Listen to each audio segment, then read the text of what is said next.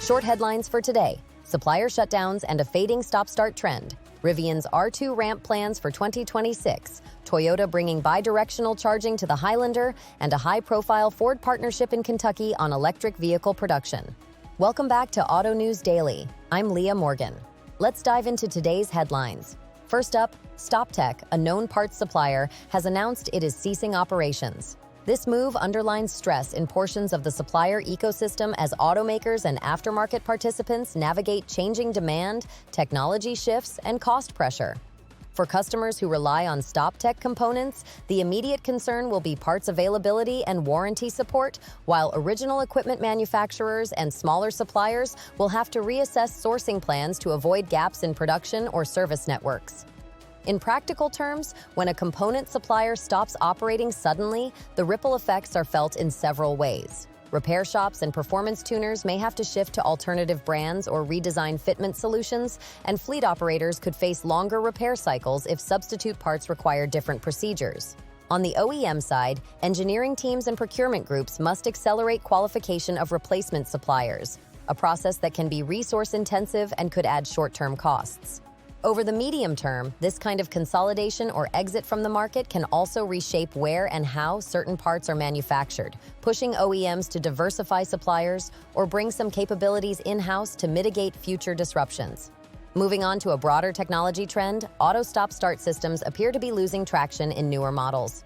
The feature that once promised fuel savings by shutting the engine off at idle and restarting it at the clutch or brake is being reevaluated in light of changing powertrain strategies and customer preferences.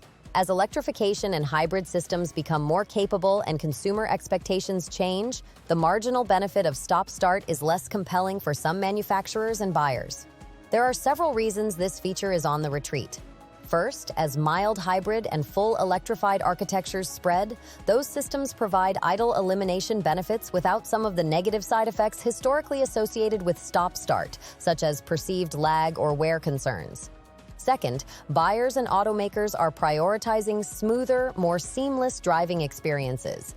Anything that interrupts engine character can feel like a step backward. Finally, the cost-benefit calculus shifts as regulatory regimes and real-world driving patterns evolve. Automakers are choosing to invest in technologies with clearer fuel or emissions payback and better customer reception. For drivers, the change means fewer vehicles with a feature that some found useful and others found irritating. For technicians, it simplifies certain diagnostics, but also changes maintenance patterns tied to starter systems and batteries. Turning to Rivian, the electric vehicle maker has set its R2 model deliveries for 2026 with a plan to increase production volume.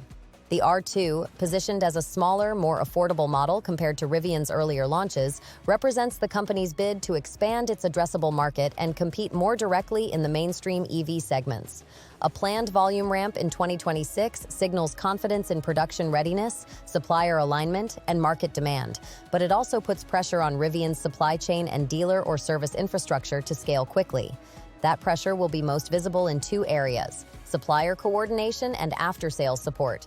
An increased volume plan requires stable access to critical components, from semiconductors and battery cells to chassis parts, and any bottleneck can delay deliveries or erode margins.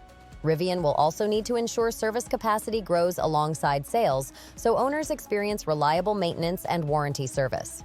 From a market perspective, pushing a higher volume R2 into the mainstream could intensify competition with legacy brands and other EV startups, potentially accelerating pricing and feature competition as rivals respond to Rivian's entry into a more crowded segment.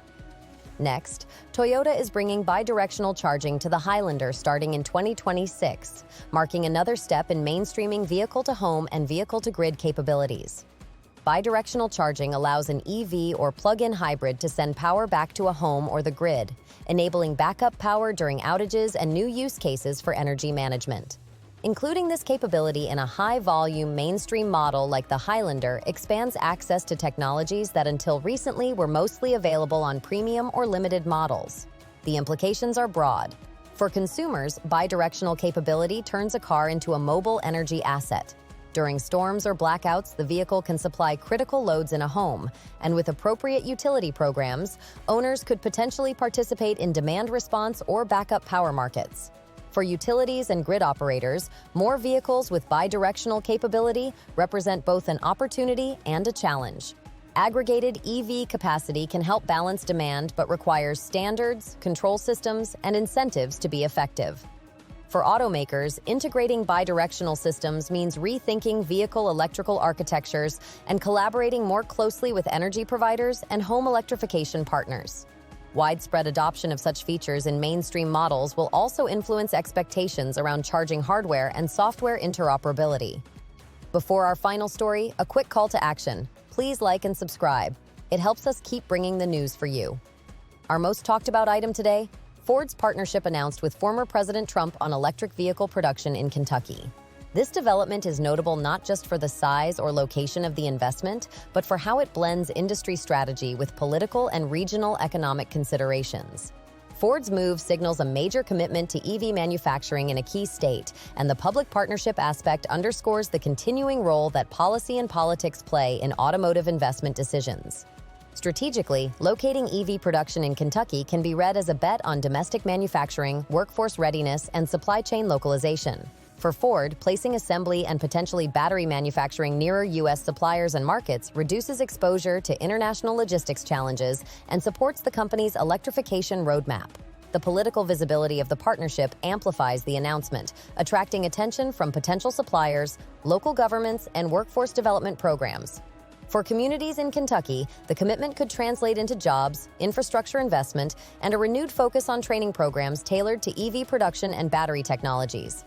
At the industry level, high-profile public-private collaborations like this one can influence where other automakers decide to invest and can shape the competitive landscape for EV manufacturing in the United States. That wraps today's roundup. Thank you for listening, and we'll see you tomorrow with more updates from the automotive world.